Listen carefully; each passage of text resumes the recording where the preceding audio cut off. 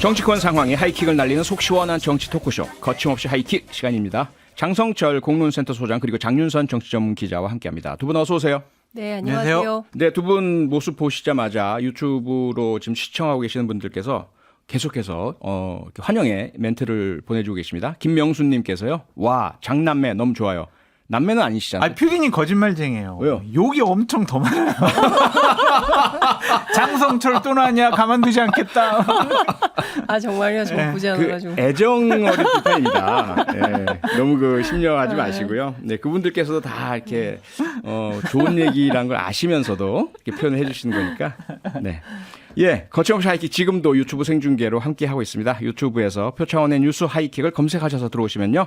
여러분께서 댓글과 질문으로 직접 참여도 하실 수가 있고요. 여러분의 글들은 저희들이 실시간으로 다 확인을 하고 있으니까요. 많은 참여 부탁드리겠습니다. 네, 서울 이태원에서 발생한 12구 참사 벌써 한 달이 됐습니다. 한 달 동안 과연 윤석열 정부의 소통, 대응 방향, 태도 어땠는지 장윤선 기자님 종합적으로 한번 평가해 보신다면 어떻습니까? 저는 종합적으로 평가하자면 뭐 다른 거 차 떼고 포 떼고 다 떼고 예. 유가족들을 상당히 정성스럽지 못하게 박대했다. 이런 평가가 가능할 것 같습니다. 네. 유족들이 참여해서 적극적으로 일반 시민의 조문도 받을 수 있었고, 그리고 함께하는 유족 모임, 특히 이제 이 슬픔은 나누면 반이 되고 기쁨은 나누면 배가 된다고 하는데, 네. 슬픔을 반으로 나눌 수 있는 유가족들끼리 어떤 연대할 수 있는 장 자체를 행정안전부에 그토록 요구했지만 잘 마련되지 못했던 점, 이런 등등을 볼 때 네. 정부가 우리 유가족들을 너무 박대한 거 아닌가 이런 생각이 좀 들었습니다. 네. 장성철 소장님은요? 저 고민을 많이 했어요. 예. 좋지 않았다라고 얘기를 할까 아니면 나쁘지 않았다라고 얘기를 할까 고민을 많이 했었는데 네. 좋지 않았다라고 얘기를 해야 되겠다라고 말씀을 드릴 수밖에 없어요. 네. 대통령께서 처음에 뭐 애도기간 정하시고 5일 동안 분향소 방문하시고 그리고 여당에서 국조를 네. 받아들인 것, 그것은 잘한 일이다라고 말씀을 드리는데 네. 장윤선 기자님이 말씀하셨던 부분, 과연 이 정부가 또한 집권 여당이 유가족의 입장에서 이 일들을 처리하려고 노력을 했을까? 그들의 마음을 대변하려고 했을까? 아니면 국민들이 원하는 것들, 그런 것들을 하려고 했을까? 그냥 상징적으로 아까 말씀하신 그 부분도 있고, 네. 이상민 행안부 장관에 대한 정치적인 책임을 져야 한다라는 국민적인 요구에 대해서 예. 외면하고 있잖아요. 네. 그게 가장 큰 상징성이 있어서 좋지 않았다라고 최종적으로 말씀드립니다. 네. 장윤선 기자님께서 무엇보다도 유가족분들을 박대란 표현을 쓰셨어요. 네. 박대란 표현을 쓰실 정도로 그 정부가 잘 보호, 지지 내지 공감해주지 못했다라는 말씀이신데 그 중에서 가장 대표적이고 상징적인 것이 유가족분들께서 모이시려고 하는데도 도와드리기는커녕 오히려 방해했다라는 그런 그 네. 일부 유가족분들의 말씀들. 예. 근데 이게 그냥 섭섭한 마음일까요? 아니면 실제로 정부가 그런 방해적인 행동을 했을까요? 어떻게 보세요? 그러니까 이제 몇 가지 사례들이 계속 공개가 좀 되고 있는데요. 노컷 뉴스에서 그 8분의 유가족들을 이제 인터뷰 형식으로 취재한 내용을 종합해 보면 네. 우선 이제 여러분들께서 저 말고 다른 유가족하고 연락하고 싶다. 그랬더니 개인정보보호법 때문에 연락처를 드릴 수가 없다. 그러면 제 연락처를 드릴 테니까 그러면 그분들께 제 연락처를 드리고 연락하고 싶으면 연락을 달라고 해주세요라고 했는데 그것도 연결이 안 됐다는 것이고 일부 유가족들 같은 경우에는 이제 아이들이 한날 한씩 그렇게 됐으니까 납골당해서 우연히 만나서 그 상황에서도 이렇게 연대가 필요하다고 생각하니까 그 자리에서 연락처를 주고받아서 연계가 됐고 어떤 분은 참여연대로 어떤 분은 민변으로 어떤 분은 4.16 연대로 그러니까 정부에서 나서주지 않으니까 NGO를 찾아가서 저희들 좀 도와주세요. 저희들이 어떻게 해야 되는지 잘 모르겠습니다. 그러니까 유가족들이 길을 잃고 길에서 잃은 아이들의 억울한 죽음을 해명하기 위해서 부모님들도 또 길거리를 헤매게 만드는 정부. 이 정부가 온당한 정부인가? 최소한의 존중과 배려, 최소한의 인간됨을 잃어버린 이런 정부는 아닌가라는 비통한 마음이 생기는 겁니다. 아이들이 이렇게 정말 너무나 기가 막힌 방법으로 전 세계에서도 유례를 찾아볼 수 없는 방식으로 아이들이 이렇게 세상을 떠나게 됐다면 정부가 가장 적극적으로 나서서 정말 죄송하고 저희들이 어떻게든 도와드릴 테니 너무 걱정 마시고 원하시는 거 다 말씀해 주세요. 라고 행정안전부가 나와도 부족할 판에 네. 유족들이 또 거리를 헤매게 만든다. 이거는 옳지 못하다고 생각합니다. 예. 그 장윤성 기자님 말씀이 맞고 네. 지난주 제가 목요일인가 금요일인가 언론을 본 것 같은데 일단 정부랑 서울시에서 유가족분들이 한 곳에 모일 수 있는 장소를 마련한다고 했으니까 좀 예. 지켜보시죠. 네. 꼭 그렇게 되길 바라고 좀 늦은 게 아쉽긴 한데요. 근데 참 안타까운 것은 그 유가족분들 중에 그런 말씀도 밝혔잖아요. 솔직하게 윤석열 대통령 후보에게 투표했다. 그런데 왜 우리를 이렇게 뭐랄까 경계하느냐 그런 이제 섭섭함과 아쉬움을 토로하셨는데 아유, 저도 윤석열 대통령 후보에게 투표했는데 보수파 쪽에서 엄청 욕먹거든요. 저도. 그러니까 참 이해가 안 되는 것이 물론 이제 오해일 수는 있어요. 네. 그런 마음은 전혀 없었지만 근데 그걸 100분 정부나 대통령실의 말씀을 받아들인다 하더라도 최소한 적극적으로 유가족분들께 뭘 도와드릴까요? 원하시는 게 무엇입니까? 우리 모이게 해주세요. 그랬을 때, 알겠습니다. 그럼 적극적으로 그럼요. 혹시라도 개인정보보호법이나 그래야죠. 이런 분의 위배가 없도록 해서 네. 모일 수 있는 방법을 찾아보겠습니다. 아이, 라고 그럼요. 했었어야 되는 거 아닌가요? 그래야죠. 그렇게 안 한 걸까요? 그러니까 그런 것들을 집권 여당이나 정부에서 먼저 선제적으로 나서서 했어야 되는데 그렇죠. 만약에 그분들이 조직화가 되면 예를 들면 세월호 그 희생자분들 유가족 같은 경우에 계속 뭐 천막, 농성, 진상규명 하면서 예. 정권에 상당히 큰 타격을 줬다. 그것에 대한 두려움이 있지 않았을까라는 생각이 드는데 네. 뭐 다른 거 다 뭐 차치하고라도 유가족분들이 원하는 것은 저는 뭐든지 다 해드려야 된다. 그렇죠. 그것이 바로 국가랑 정부랑 집권 여당이 할 일이다라고 그렇게 말씀드려요. 정부가 적극적으로 유족 편에서 유족들이 연대해서 슬픔을 나눌 수 있는 방안과 시스템을 마련했다면 네. 거리로 안 나오죠. 그렇죠. 윤석열 대통령의 사과를 요구하지 않죠. 세월호 참사 때처럼 또 엄마들이 아이들의 영정사진을 들고 길바닥에서 농성하는 일은 없겠죠. 네. 그런데 정부가 적극적으로 나서지 않고 뭐 했습니까? 10월 31일 날 경찰청이 정책 참고자료 만들어가지고요. 네.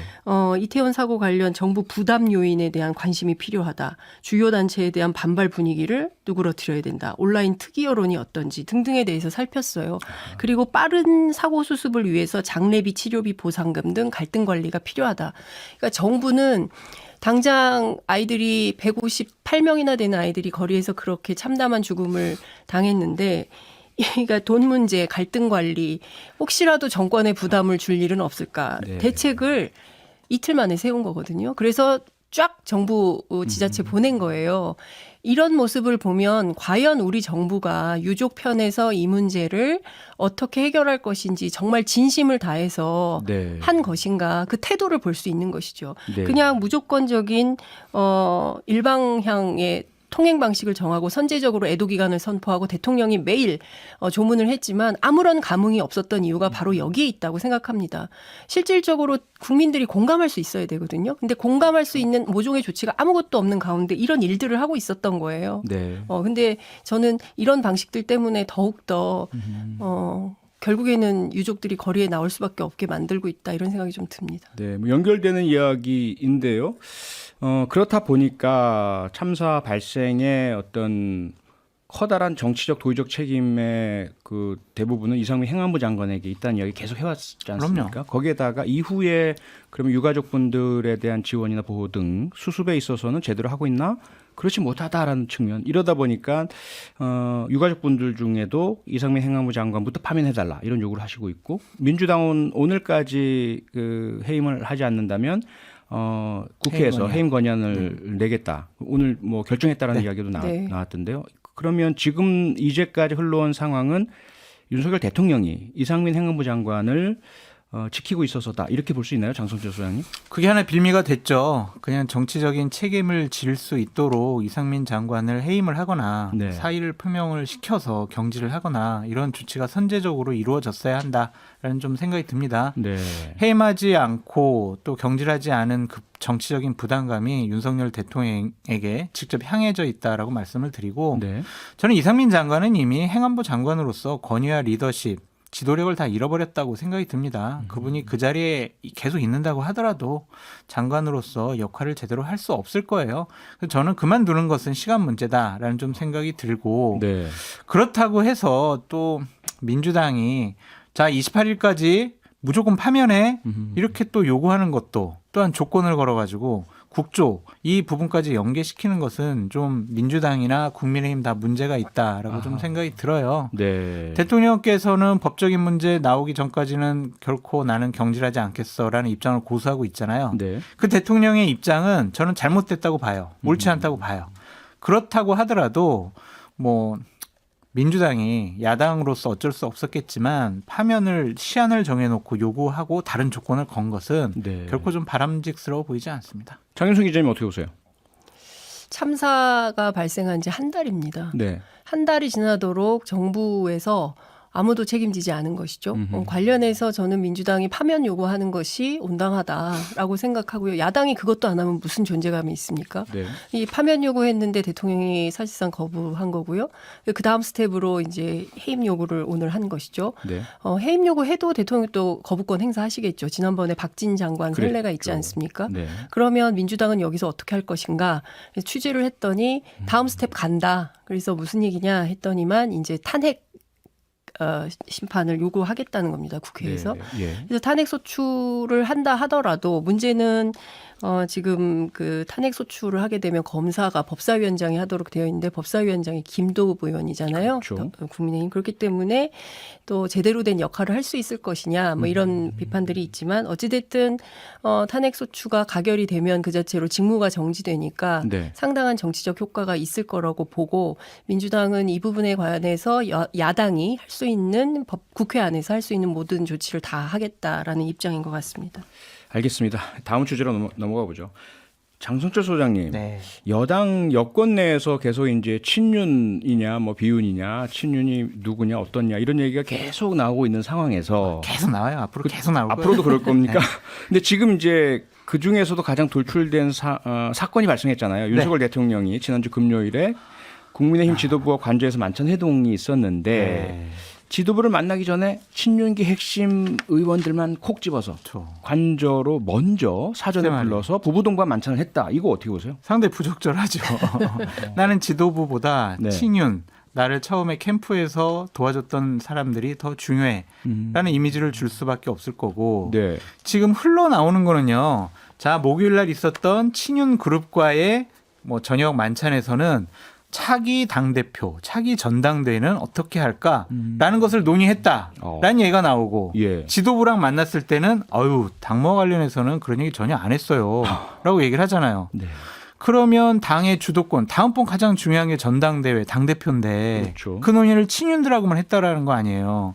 그럼 앞으로 그 4명이 당에 돌아가서는 내가 대통령하고 그때 저녁 먹으면서 얘기했는데 대통령의 생각과 판단은 이런 거야.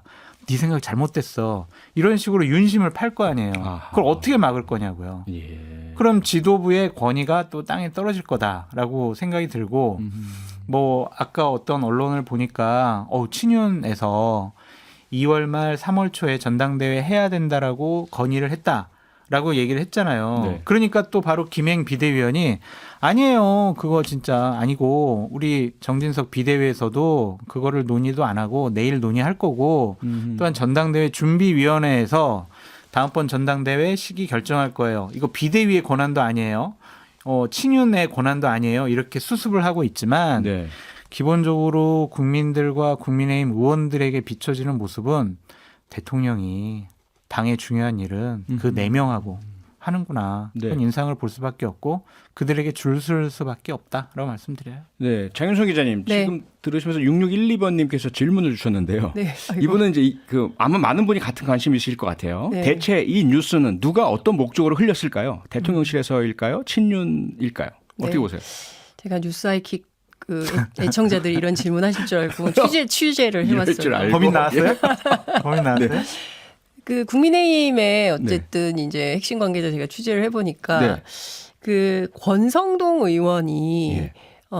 자가 발전한 거 아니냐라고 어떤 분은 나는 100% 확신한다 이런 말을 하기도 하더라고요. 예. 좀 다소 위험한 얘기이기도 한데, 그러니까 예. 무슨 얘기냐면 23일 날 있었다는 거예요. 이 부부 만찬 모임이. 네. 이 부부 만찬 모임이 23일 날 있었던 걸로 알고 있고 24일 목요일 오후 2시에 확인한 사람들이 있습니다. 전날 모임이 있었다는 걸.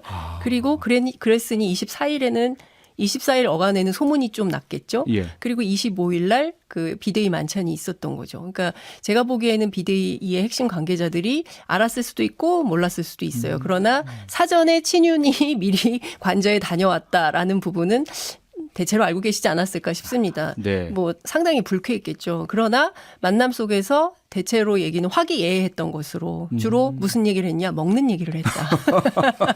그러니까 주요한 정치 현안에 대해서는 논의하지 않았다.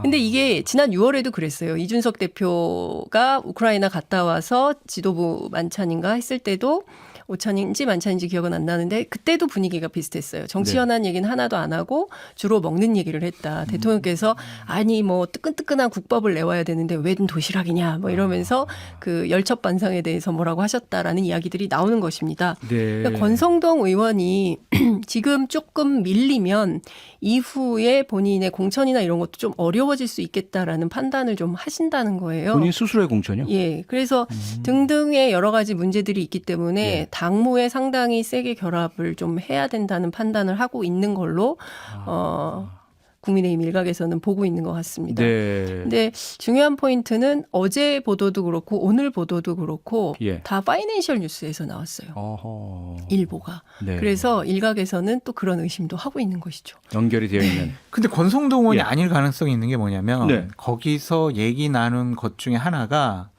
지금까지 국민의힘의 지도부 중에서 네. 지지율 하락에 중대한 영향을 끼친 사람은 다음번 지도부나 당대표에서 후보군에서 제외해야 된다라는 얘기까지 나눴다고 기사가 나왔거든요. 아. 그러면은 권성동 의원이 그 대통령 지지율 하락에 기여했다고 말씀하시는 겁니까? 그때 원내대표나 비대위원장 하시면서 여러 막 논란이 있어가지고 막 그만둬라 막 유승민 그랬잖아요. 전 대표를 겨냥한 발언 아닐까요? 그러니까 본인은 그것은? 그렇게 생각하지 않으실 수가 있잖아요. 권성동 의원. 굉장히 적극적으로 결합을 하시고 열심히 하고 그러니까 계시잖아요. 지지율 하락이 아니었으면은 왜 중간에 원내대표를 왜 그만두셨겠냐고. 아니, 그러니까 다른 사람은 그렇게 생각하는데 본인은 그렇게 생각하지 않으실 수가 있죠. 자기 얼굴이 침뱉기 아닌가 그럼? 그 정도까지 생각을 못 하실 분인가?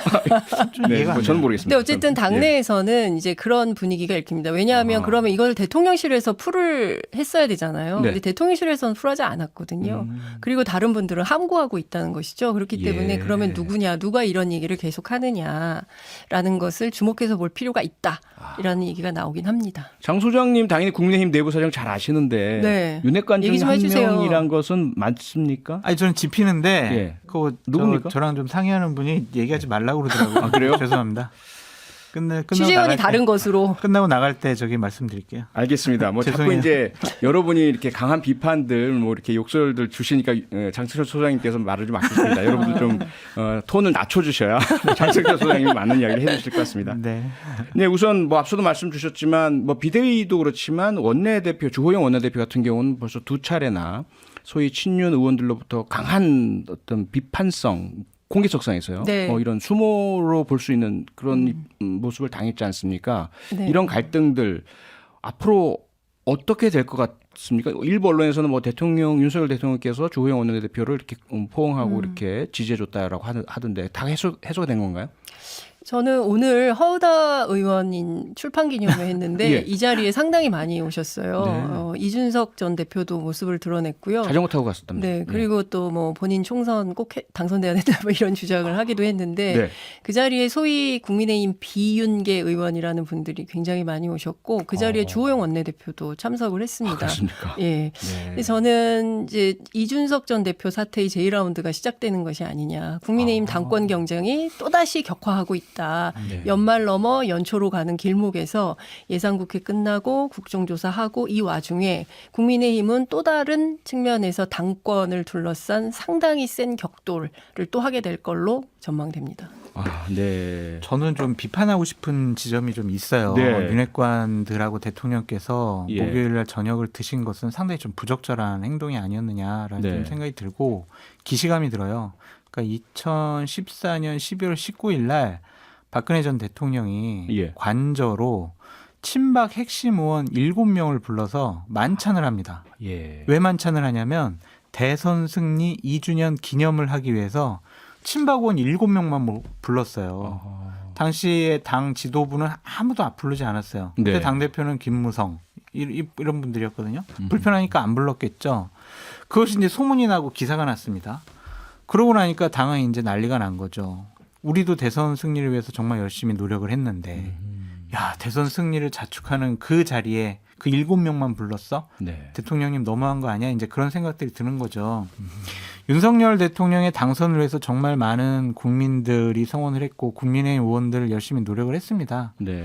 근데 캠프에 초창기부터 결합했던 4명만 불러서 이렇게 격려하고 차기 당권에 대해서 논의했다고 하면 다른 의원들이 느끼는 감정들이 어떨까요? 네. 이제 눈치 보기가 더 심해질 것이고 나도 그럼 친윤이 돼야 되겠네 라고 생각을 할 수도 있고 그리고 와 이거 나는 이제 공천 못 받을 수도 있겠다 뭐 그런 생각도 들 거고 여러 가지 복합적인 감정이 들 거예요. 그래서 저는 이건 상당히 부적절한 일을 하셨다라고 비판하지 않을 수 없습니다. 네. 저도 한 포인트만 좀 짚고 싶은데요. 이제 뭐 맥주부터 돌렸다는 거거든요. 이제 네. 대통령이 그 퇴근이 늦어지면서 김건희 여사가 이제 관저를 구경시켜주면서 이제 앉은 자리에서 맥주부터 돌렸다 이런 얘기를 했는데, 이태원 참사 유족 분 중에 한 어머님은 네. 자신의 입으로 물이 넘어가는 게 너무 싫어서 입을 꿰매고 싶다라는 말씀을 하셨습니다. 예. 이분들은 한 달 가까이 이렇게 비통한 마음으로 살고 있는데 대통령과 여당 지도부는 맥주를 마시면서 정치 이야기를 하나도 현안 얘기를 하나도 하지 않았다. 화기애애한 분위기였다라는 말을 과연 할 수 있을까?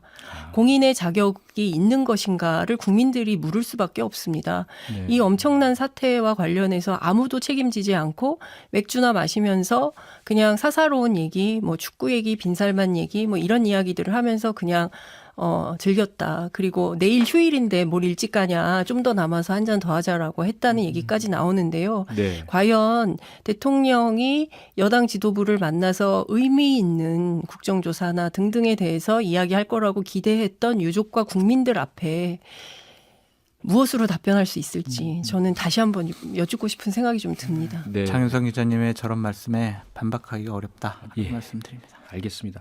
예, 반박 안 하신다니까 장천철 소장님 다른 질문 하나 드릴게요. 마지막으로. 네. 그 사실 윤석열 대통령 취임하면서 공백을 감수하면서까지 청와대 안 들어가고 용산청사를 고집하셨잖아요. 네. 그 이유는 국민과의 소통이었고 그 상징은 출근길 문답 아닙니까? 네. 그리고 전격적으로 중단됐어요. 네. 그러면서 아마도 상당 기간 중단될 것 같고 아니면 아예 없어질 것 같고. MBC 때문에 그렇잖아요. MBC 네. 기자 때문에 중단된 게. MC가 대단히 큰 힘을 큰 발휘했군요. 역할을 하셨어요. 대신에 지금 얘기되는 라이브 스튜디오 이 부분은 괜찮은 대안이에요? 그건 소통이 아니죠. 소통 그거는 뭐 질문응답 이런 것이 아니라 네. 본인이 그냥 그냥 시나리오 짠 대로 그냥 행동하고 연기하는 거 아니겠어요? 아하. 그럼 이건 소통이 아니다라고 말씀을 드리고 네.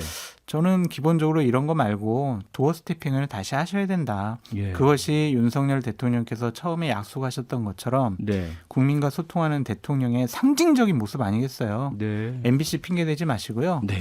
제대로 준비하셔가지고 예. 국민과 소통하는 모습 다시 한번 계속 보여주셨으면 좋겠다라고 말씀드립니다. 네. 한 말씀만 드려도 장 기자님 잠깐만 일단은 대통령실에서는 라이브 스튜디오에 대해서 부인을 했다는 것 이건 네. 제가 말씀드리고 계속하시죠. 예. 투명한 정보 공개가 굉장히 중요할 것 같아요. 이번에 만찬도 비공개로 했거든요. 네. 기자들 1시간 기다리다 그냥 갔습니다. 예. 결정할 거면 일찍 결정하든지 금요일 저녁에 너무한 거 아닌가라는 생각이 좀 들고요. 네. 투명한 정보 공개를 하면 지지율도 올라간다 이런 말씀 꼭 드리고 싶습니다. 알겠습니다. 투명한 정보 공개 그리고 국민과의 열린 소통 약속한 대로 이행이 됐으면 좋겠습니다. 오늘 거침없이 할기 여기까지 하겠습니다. 지금까지 장성철 소장, 장윤성 기자 두 분과 함께했습니다. 두 분 수고하셨습니다. 감사합니다. 네, 감사합니다. 고맙습니다. 평일 저녁 6시 5분에 여러분을 찾아갑니다. MBC 라디오 표창원의 뉴스 하이킥.